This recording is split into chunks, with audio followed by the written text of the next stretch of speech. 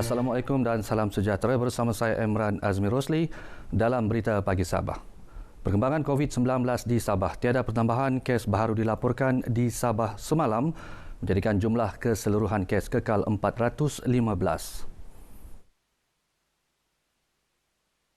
Menurut infografik Kementerian Kesihatan dan Kesejahteraan Rakyat Sabah, jumlah keseluruhan pesakit sembuh juga kekal 390, manakala 17 pesakit lagi masih menerima rawatan di hospital berpakar di negeri ini. 4 daerah yang mencatat kes aktif iaitu Sandakan 13 kes, Penampang 2, Tawau dan Kota Kinabalu masing-masing 1 kes. Angka korban akibat COVID-19 di negeri ini kekal 8 kes.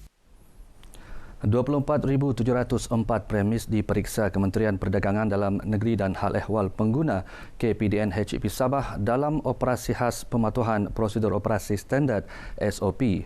Operasi bermula Perintah Kawalan Pergerakan Bersyarat dikuatkuasa pada 13 Mei lalu hingga Perintah Kawalan Pergerakan Pemulihan yang akan berakhir 31 Ogos ini.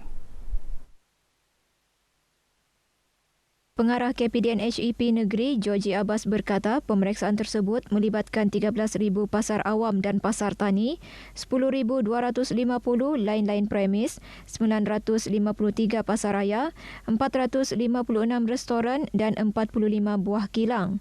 Daripada jumlah itu, 23,412 premis mematuhi SOP yang ditetapkan, 1,287 premis diberi nasihat dan 5 lagi premis diberi amaran.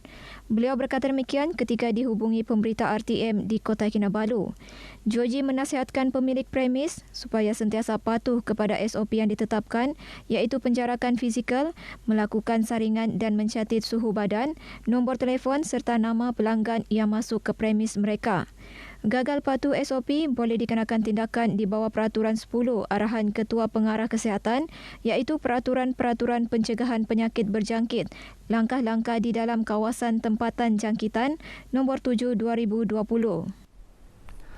Hubungan dua hala antara Sabah dan Australia akan terus diperkukuh ekoran ikatan sejarah ketika berakhirnya Perang Dunia Kedua 75 tahun lalu. Pesuruh Jaya Tinggi Australia ke Malaysia, Andrew Golitzinowski, memberitahu upacara memperingati peristiwa berkenaan akan diadakan di Sandakan hari ini. Menurut Golitzinowski, upacara berkenaan sangat bermakna kerana ia memperingati nyawa askar British Australia yang terkorban bagi membebaskan negeri ini. We talked about Sabah-Australia relations and in particular the strong history between the two countries, because it is the 75th anniversary of the end of World War II. And it's also, here it's called Sandakan Day, because it commemorates the loss of lives of Australian and British soldiers who were prisoners of war here in Sabah. Golitzinowski berkata demikian kepada pemberita selepas mengadakan kunjungan hormat terhadap Ketua Menteri Kerajaan Sementara Sabah, Datuk Seri Panglima Muhammad Syafiee Afdal di Pusat Pentadbiran Negeri Sabah di Kota Kinabalu. Mengimbas kembali peristiwa Perang Dunia Kedua, Golitzinowski menzahirkan ucapan terima kasih atas keberanian warga Sandakan yang membantu menyelamatkan askar-askar Australia yang dipenjara atau mangsa perang dari negara itu semasa Perang Dunia Kedua. Polis Kota Kinabalu berjaya menahan 29 individu dalam ops khas sinsuran dalam tempoh 2 jam yang bermula 1.30 tengah hari semalam. Tangkapan melibatkan 22 lelaki dan 7 wanita. Ketua Polis Daerah Kota Kinabalu ACP Habibi Majinji berkata 7 ditahan atas kesalahan tidak memiliki dokumen, 4 ditahan kerana melanggar Perintah Kawalan Pergerakan, 2 ditahan memiliki dada jenis syabu dan 16 orang untuk ujian air kencing. PIPD Kota Kinabalu telah terima maklumat adanya beberapa aktiviti yang tidak sihat di kawasan sinsuran ini. Antaranya adalah seperti kegiatan perjudian, aktiviti dada, menjual rokok dan pendatang tanpa izin. Beliau berkata demikian kepada media selepas mengetuai operasi khas sinsuran di Kota Kinabalu melibatkan 48 anggota termasuk 5 pegawai dari bahagian jenayah narkotik dan bahagian Jabatan Siasatan Jenayah Daerah IPD Kota Kinabalu. ACP Habibi juga memaklumkan 46 individu ditahan termasuk 9 wanita dalam ops penyalahgunaan najis dada di sekitar Kota Kinabalu sejak awal Januari tahun ini hingga semalam. Kejayaan atas maklumat orang awam itu melibatkan tangkapan 18 warga negara dan 28 orang bukan warga negara. 12 kawasan berisiko tinggi dalam aktiviti penyalahgunaan dadah dikenal pasti di Sabah. Pengarah Agensi Anti Dadah Kebangsaan AADK Sabah, Abdul Hamidi Ibrahim berkata, aktiviti pencegahan dadah akan dipergiatkan dengan kolaborasi antara agensi melalui projek rintis Agensi Anti Dadah Kebangsaan. Menurut Abdul Hamidi, 3 daripada kawasan dikenal pasti itu terletak di Keningau, melibatkan 24 buah kampung. Daripada 3 kawasan ini, kita fokus kepada 24 buah kampung dengan harapan apabila kita memberi fokus seperti ini, kita nak tengok apakah hasilnya nanti. Jadi kita telah pun berkolaborasi dengan 15 buah agensi lah. Sebab agensi-agensi ini dia telah pun mempunyai peranan yang telah ditetapkan di bawah Dasar Dadah Negara. Beliau ditemui pemberita RTM selepas menjadi tetamu dalam slot bicara agensi kerajaan di Konti Keningau FM. Abdul Hamidi berkata antara jabatan dan agensi yang terlibat seperti PDRM, Rela, Kastam, Imigresen serta Jabatan Perpaduan dan Integrasi Nasional yang bersiap sedia memberikan kerjasama agar tindakan secara lebih holistik dan menyeluruh dapat dilaksana seterusnya memberi impak kepada komuniti. Ini kerana usaha menangani penyalahgunaan dadah tidak boleh diambil secara berasingan. Sebaliknya perlu dilakukan secara bersama kerana ia bukan sahaja membabitkan dadah tetapi juga masalah sosial lain. Pembukaan Tawau Specialist Medical Center TSMC berupaya meningkatkan potensi Sabah sebagai hub pelancongan kesihatan. TSMC merupakan hospital pakar swasta pertama di pantai timur Sabah. Pengerusi TSMC Datuk Kaur Nam Ngum berkata, pembukaan hospital berkenaan mampu menarik kehadiran pesakit bukan sahaja dalam negeri, malah negara jiran khususnya Indonesia dan Filipina. Ketika ditemui media, beliau berharap hospital ini menjadi salah satu pusat perubatan terbaik dalam kawasan pertumbuhan ASEAN Timur, Brunei, Indonesia, Malaysia, Filipina, PIMP, IAGA. Satu tempat yang senang orang datang. Tak usah pergi sampai Singapura, tak usah sampai KK pun atau di Kuala Lumpur. Sebab itu kita guna teknologi yang paling canggih supaya pakar kita boleh gunakan untuk siasatan yang lebih terjamin. Hospital dibina dengan kos RM125 juta ini mempunyai 122 katil dan 29 pakar perubatan. Ini sangat bagus. Staf keketangan pun sangat mesra dengan pesakit. Yes, kita memang plan untuk melahirkan anak di sini lah. Antara tempat rawatan yang paling baik di rantau ini lah. Walaupun sambutan Hari Kebangsaan pada 31 Ogos ini bakal dirayakan dengan norma baharu yang tidak melibatkan perhimpunan ramai, namun penyertaan semua lapisan masyarakat wajar diterjemah dengan penyebaran jalur gemilang di tempat masing-masing. Pengarah Yayasan Dakwah Islamiyah Malaysia Yadim Sabah Haji Samin Ongki berkata sebagai tanda cintakan negara, umat Islam harus mengibarkan jalur gemilang dengan betul sama ada di premis perniagaan, kediaman maupun kenderaan masing-masing. Menasihati warga Malaysia di Sabah, khususnya di daerah Tawau, supaya mengambil peluang sempena dengan bulan kemerdekaan ini, memasang jalur gemilang.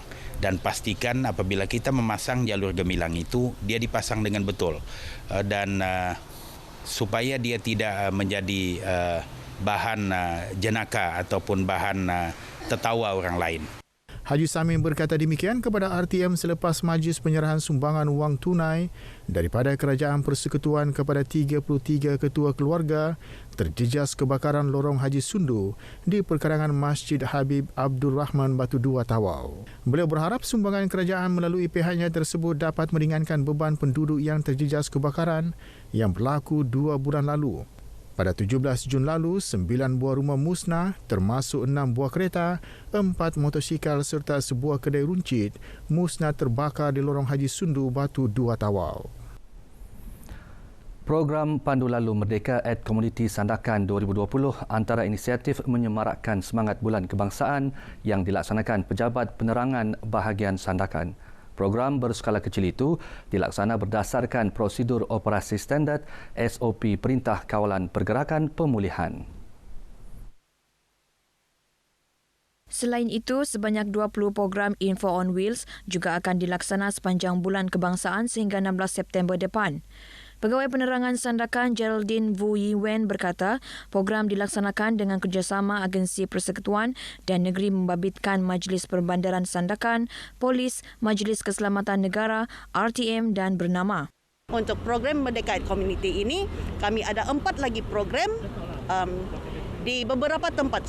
Salah satu tempatnya di Pulau Selingan dan ada lagi dalam perancangan. Tapi buat masa ini, 2 program ini yang utama kami buat pada bulan ini dan pada tahun inilah.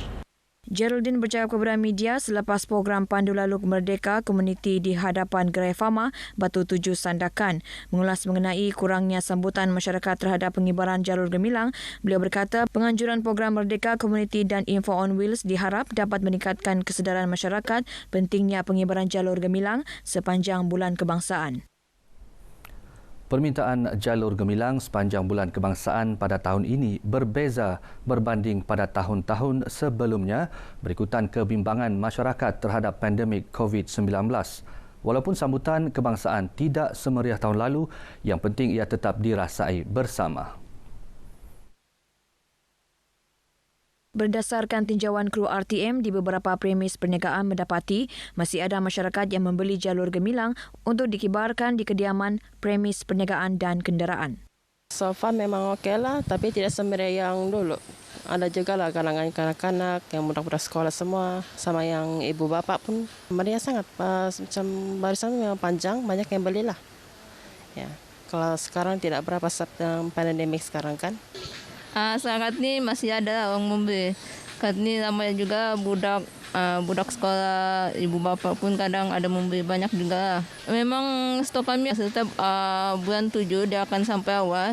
Jadi kami kalau habis kami akan tambah aja. Jalur gemilang ni saya beli kadang-kadang suami saya dia letak di kereta lah untuk hiasan kan. Kadang-kadang anak saya pun dia suka main di bendera. Kalau yang sekarang ni saya tengok musim PKP kan. Saya tengok jarang lah, ya tidak meriah macam dulu kan. Sekian Berita Pagi Sabah, budayakan norma baharu, pandemik COVID-19 belum berakhir. Saya Emran Azmi Rosli, Assalamualaikum dan salam sejahtera.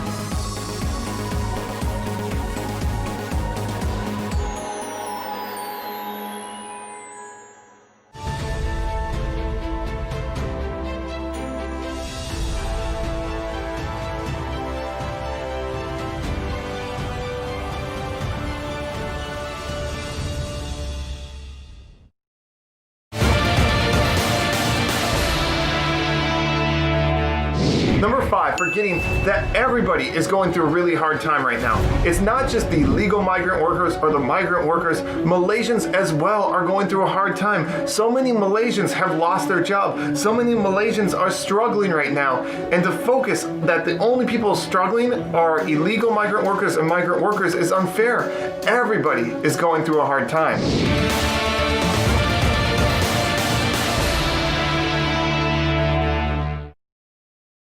Suruhanjaya Integriti Agensi Penguatkuasaan mengendali aduan orang ramai dan menjalankan siasatan mengenai salah laku pegawai penguatkuasa dan agensi penguatkuasaan dengan tegas, telus dan efisien. Sila layari www.eaic.gov.my.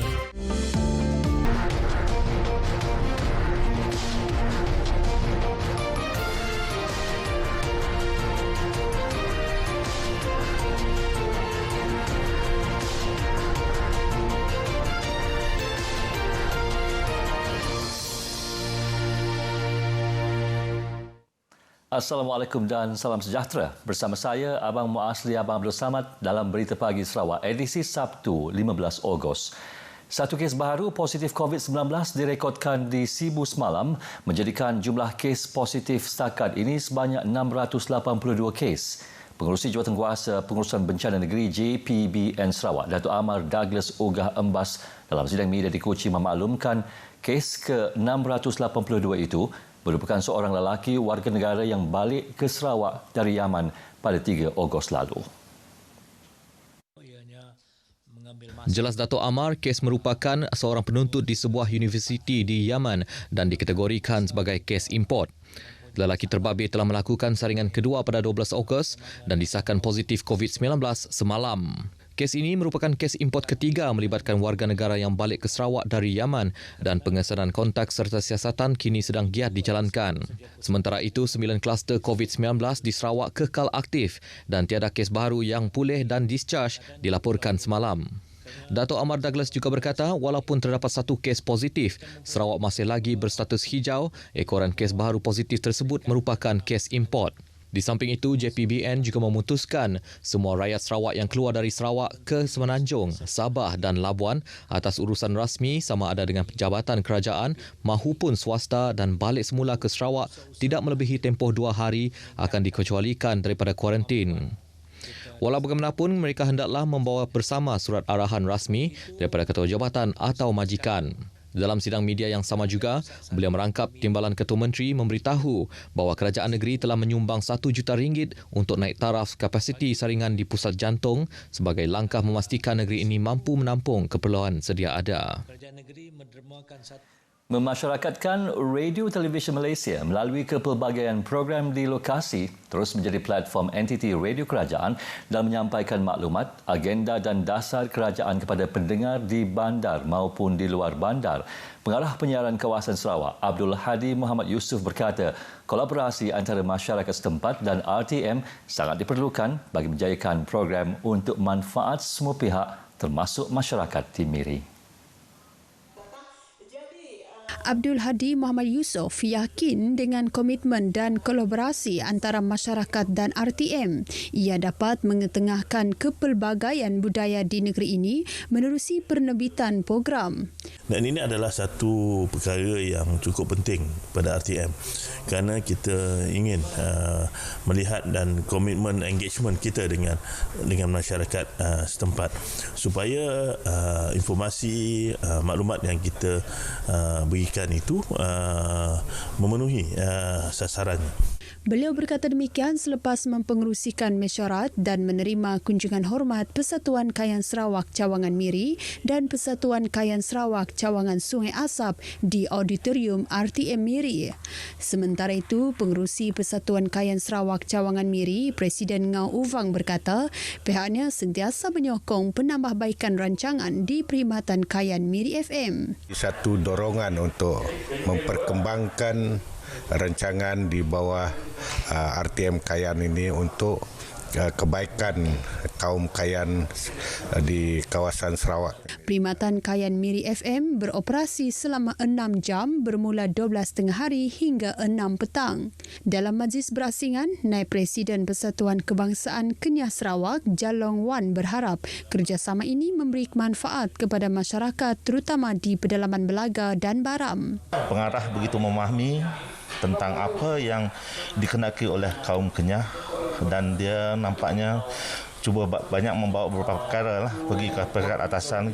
Jadi kita sangat berpuas hati lah dan terima kasih kepada RTM mengadakan rancangan seperti ini. Jalong Wan berkata kepada pemberita selepas menghadiri majlis perjumpaan bersama pengarah penyiaran kawasan Sarawak dan ketua masyarakat kaum Kenyah di Auditorium RTM Miri. Selama 439 orang calon di Sarawak telah mendaftar bagi menduduki peperiksaan Sijil Pelajaran Malaysia Ulangan SPMU tahun 2020 yang akan diadakan serentak seluruh negara pada Isnin hingga Rabu depan. Pengarah Pendidikan Sarawak, Abang Mat Ali Abang Masagus, dalam kenyataan medianya berkata, calon-calon berkenaan akan menduduki SPMU di 18 buah pusat peperiksaan di negeri ini. Ia melibatkan 14 buah pusat sekolah menengah kebangsaan, 2 pusat di sekolah kebangsaan dan 1 pusat masing-masing di sekolah swasta dan di sektor pentadsiran dan peperiksaan pejabat pendidikan daerah di seluruh negeri. Seramai 36 penyelia kawasan dan 61 orang pengawas di negeri ini telah dilantik untuk mengendalikan peperiksaan berkenaan. Abang Mat Ali turut mengingatkan semua calon supaya merujuk kepada jadual waktu peperiksaan SPMU untuk mendapatkan maklumat mengenai butiran peperiksaan serta arahan yang perlu dipatuhi semasa peperiksaan berlangsung. Di samping itu, calon juga perlu mematuhi garis panduan pengurusan pentaksiran pusat dan peperiksaan awam yang boleh dimuat turun menerusi portal Kementerian Pendidikan dan hendaklah dibaca bersama-sama dengan prosedur operasi standard serta arahan yang dikeluarkan kerajaan berkaitan COVID-19. Penubuhan pasukan respon kecemasan ERT di sesebuah premis bangunan, loji dan kilang-kilang yang menjalankan pengoperasian berbahaya amat penting bagi menghadapi sebarang insiden kecemasan terutama kebakaran.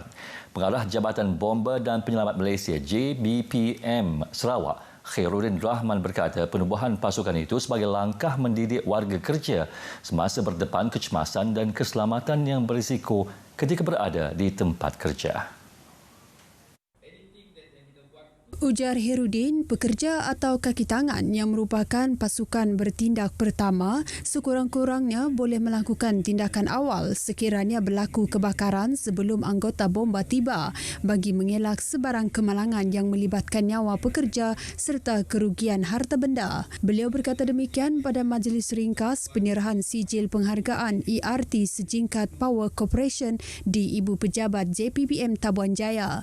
Pada majlis itu, beliau turut memuji kecekapan dan tindakan pantas 9 kaki tangan kilang tersebut yang berjaya mengawal kebakaran yang berlaku Khamis lepas daripada merebak ke bahagian lain.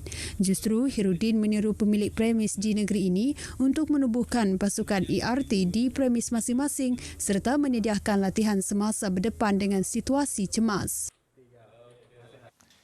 Tindakan cuba memberi suapan agar tidak dikenakan tindakan undang-undang kerana membawa masuk pendatang asing tanpa izin parti ke negara ini membawa padah kepada salah seorang ejen sindiket membawa masuk parti kerana turut disiasat di bawah Akta SPRM 2009. Nasib malam itu menimpa seorang ejen warga negara tempatan yang bertindak cuba memberi wang suapan RM2,000 kepada Ketua Pasukan Pelatun 5 Kompani B Batalion 11 Pasukan Gerakan AM semasa pasukan tersebut menahan 20 parti warga negara Indonesia dalam op benteng COVID di Serian.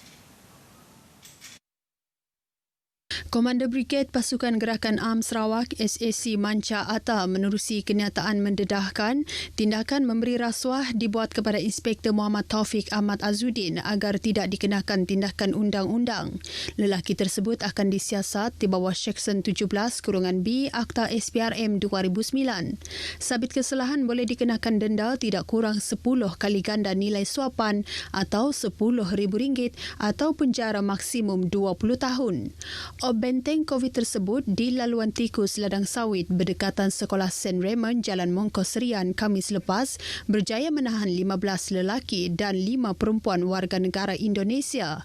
Serbuan pada pukul 10.45 malam itu dibuat atas maklumat risikan benteng COVID dan pemeriksaan ke atas warga negara Indonesia berkenaan mendapati mereka tidak mempunyai sebarang dokumen perjalanan yang sah. Tangkapan dibuat di bawah Seksyen 6(1)(C) Akta Immigration 1959 Palang 63 kerana gagal mengemukakan sebarang perjalanan yang sah. Turut ditahan dalam operasi tersebut ialah 4 lelaki warga negara tempatan yang disyaki menjadi ejen kepada sindiket membawa masuk warga negara Indonesia tersebut secara tidak sah untuk bekerja di negara ini. Tangkapan warga tempatan ini dibuat di bawah Akta Anti Pemerdagangan Orang dan Penyeludupan Migran 2007. Pemeriksaan lanjut ke atas semua subjek turut menjumpai sebuah motosikal, sebuah kenderaan pelbagai guna, 2 tangkai anak kunci dan 1 unit telefon pintar. Kesemua tangkapan telah diserahkan kepada Ibu Pejabat Polis Daerah Serian untuk tindakan lanjut. Jabatan Agama Islam Sarawak JAIS yang ditubuhkan pada tahun 1990-an bagi menguruskan hal ehwal agama Islam di negeri ini kini telah menjangkau usia Jubli Mutiara penubuhannya. Dalam usia mencecah 30 tahun, pelbagai peranan dan tanggungjawab telah dimainkan JAIS termasuk di peringkat bahagian dan daerah yang bukan sahaja menguruskan hal berkaitan ibadah umat Islam, malah melakukan tanggungjawab sosial korporat bersama pelbagai agensi. Pegawai Agama Islam JAIS Bintulu, Ustaz Azhar Hibni menjelaskan JAIS komited melaksanakan tanggungjawab selaras dengan keperluan semasa. Kita telah banyak menghulurkan sumbangan-sumbangan kepada golongan-golongan yang terkesan daripada COVID-19 ini.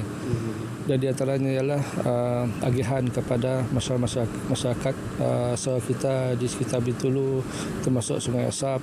Beliau berkata demikian selepas majlis kesyukuran bersempena sambutan Jubli Mutiara JAIS ke-30 tahun di Masjid Asyakirin Bintulu. Kaki tangan Universiti Malaysia Sarawak UNIMAS, Wan Jamaluddin Wan Said muncul Johan Qari bagi pertandingan tilawah Al-Quran peringkat bahagian serian yang diadakan semalam. Ia sekaligus mempertahankan kejuaraan untuk kali keempat bagi bahagian serian. Johan bagi Qariah pula disandang oleh Nur Syakirin Ramzi. Kedua-dua pemenang membawa pulang hadiah wang tunai RM1,000 beserta piala. Hadiah disampaikan oleh Pengarah Agama Jabatan Agama Islam Bahagian Serian Morsidi Julai. Kedua-dua Qari dan Qariah akan mewakili bahagian serian dalam pertandingan peringkat negeri. Sekian berita pagi Sarawak. Terus amalkan penjarakan fizikal di tempat awam. Bersama-sama kita putuskan rantaian wabak COVID-19. Saya Abang Muasli Abang Abdul Samad. Selamat berhujung minggu. Assalamualaikum.